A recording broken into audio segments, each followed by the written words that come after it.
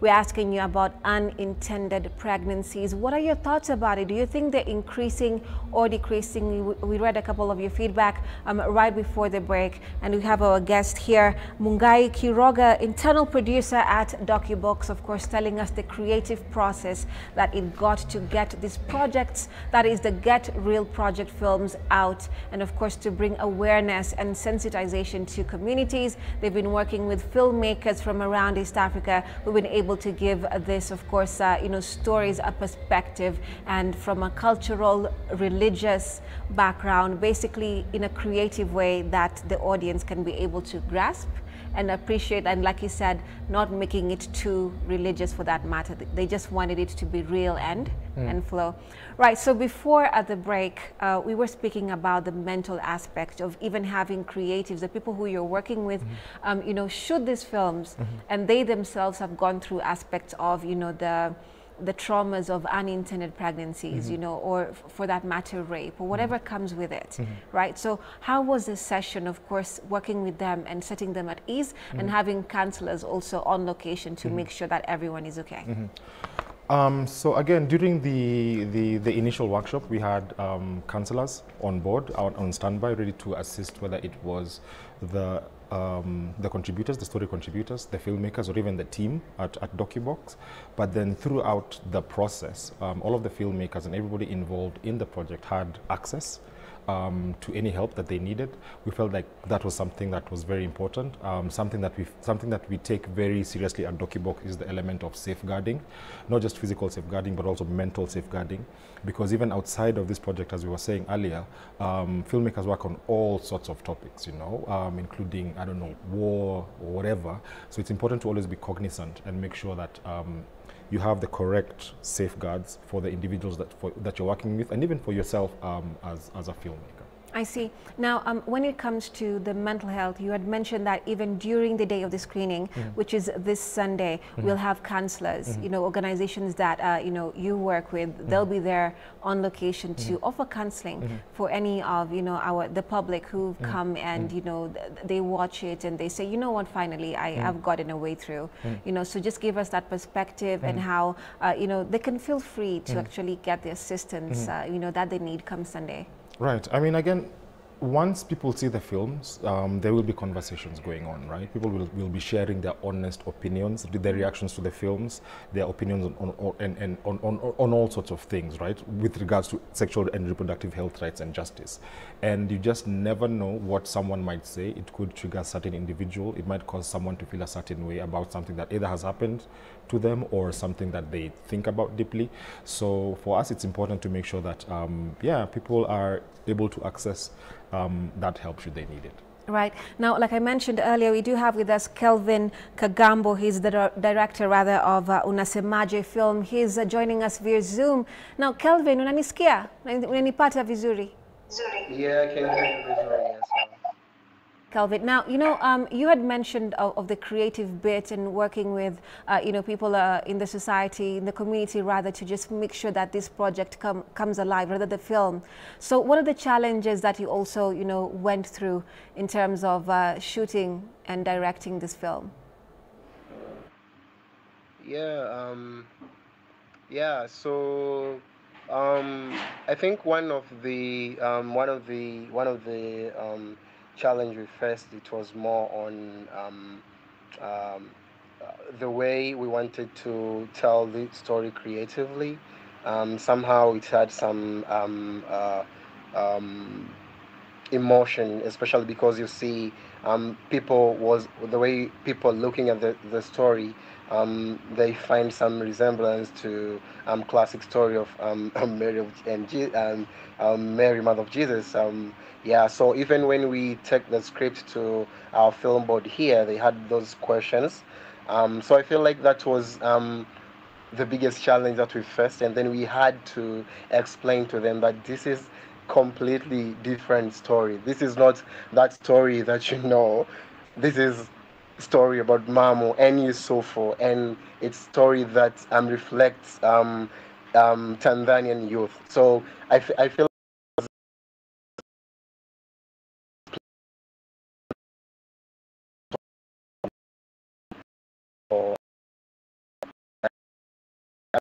Tanzanian. I think that is it is the biggest challenge that we face. Yeah.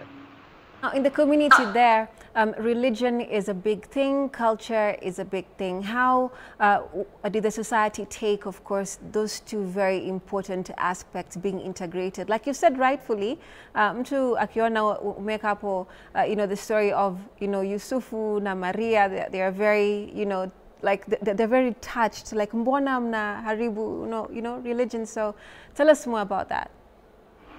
Yeah, so I mean, again, even when we were doing the screening, such kind of question came, and for us, I mean, somehow ilikuwa inatu challenge sana, and I mean, for us again, we had to explain a lot. So until now tumefanya just one screening here in Dar es Salaam, and hiyo ilikuwa ni moja ya swali ambalo lilikuwa linaulizwa, like why this it feels like ni kama vile una mock dini na nini. And then what we did ni again explain, kuelezea kwamba this is a different story. Even we tried to tell them about the process that we did to come up with the story.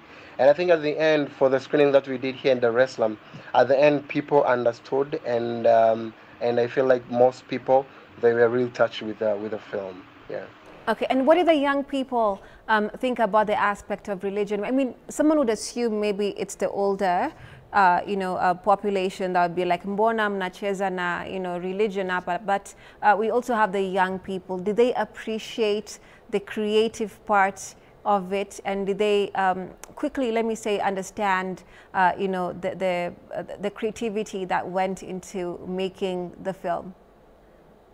Actually, I think vijana, the youth, I think wameelewa, they understood the story like very easy, kuliko older people, and for them, for young people, I think they understood it easily because I mean, somehow the religion ties to culture, and somehow culture, it's one of the challenge, or I mean, the reason that make vijana kupitia hizi changamoto za afya ya uzazi, like SRHR. So that's why kwa vijana, for feedback that we got, vijana walielewa kwa haraka zaidi kuliko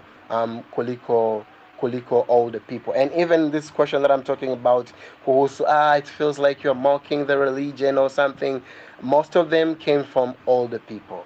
So I feel like kwa vijana, I feel like this generation, it feels like we have our own way of connecting to religion and culture, and I think that that's made the film easily understood by the youth. Yeah.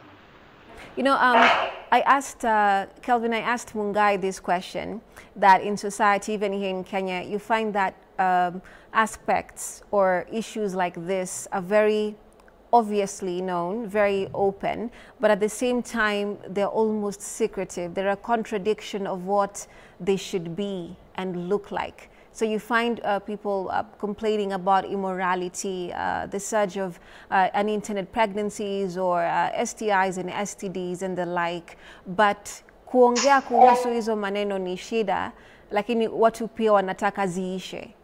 So what do you think about that, especially when people have seen the movie, na umepata response from the audience? What's your perspective?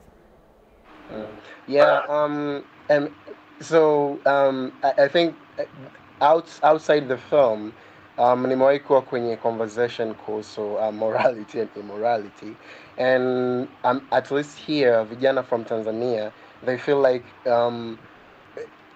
morality and immorality is not like very clear, like what is moral and what is immoral. So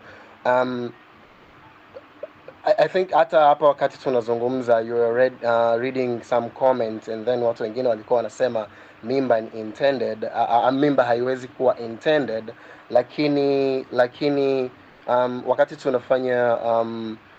tunafanya workshop, kulikuwa kuna watu ambao wao walikuwa raped, and they were telling their stories, so I mean, for someone like mtu ambaye amekuwa raped, and uh, I don't know how you don't call it an unintended marriage, kwa sababu yeye mwenyewe hakutaka that situation to happen. So to go back to your question, nadhani immorality ni moja, I mean, immorality and more, the discussion of immorality and moral ni moja ya sababu zinazofanya vijana wasiwe na nafasi to discuss this matter. And I feel like these films zinakuja ku bring in that it's coming in to give the opportunity for the youth to talk about this matter kwa urahisi zaidi, because again, as Mungai said, after the film you have a discussion that you can't find a place or an opportunity to do in normal sitting in society. Yeah. Kelvin, for that, and of course for joining us and having this conversation right all the way from Dar es Salaam, Tanzania. Tunashukuru sana. That's Kelvin Kagambo, director of the Unasemaje film. Tunashukuru sana Kelvin, asante.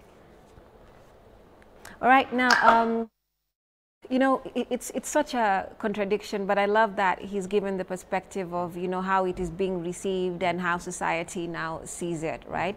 So anyone who is considering, or they really want to come and watch these films, there too, right? So that we have the Unasemaje film, and we've just been speaking to Kelvin, who is the director of that film, and we also do have Detour. Yes. And one of the things I really need to ask you before we wind up this conversation, as our viewers will get to see on Sunday, is that it has the perspective of having the male voice, right? Because most of the time, you know, women deal with the aspect of having, you know, the pregnancy or carrying it alone, especially when it comes to critical decisions, or sometimes the individual, like the male figures, may or may not want to be part of the child's life, for that matter. So you find that the women make individual decisions, right, and it works for them, or sometimes it doesn't work. But right, we have in that film just a snippet that where the the father of the child wants to be part of the film. So how important is it, in your experience that you've seen now in making the film, that the male voice, you know? Actually, that's one.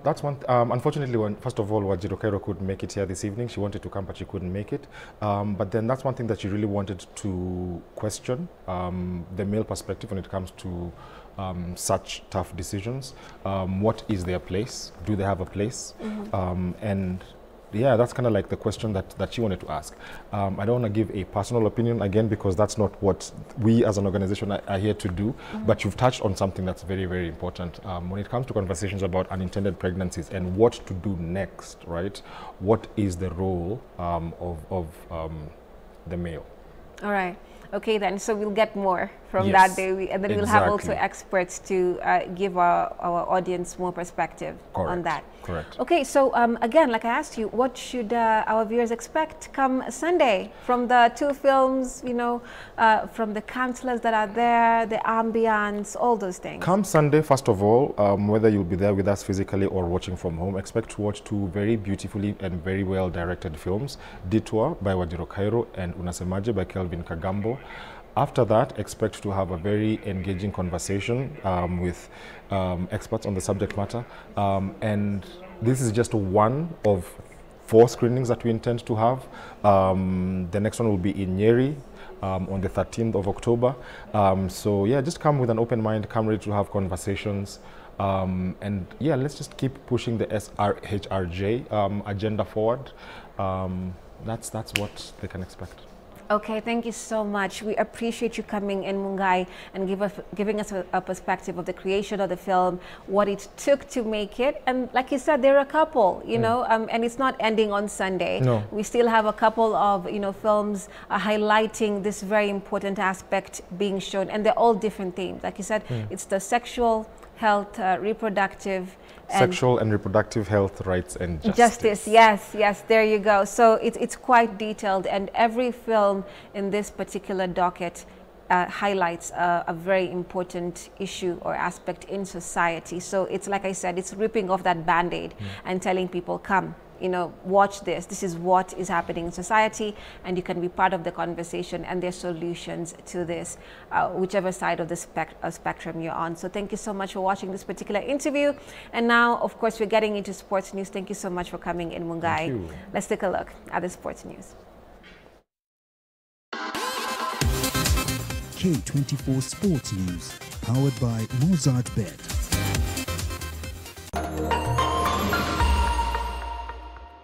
Back to the future.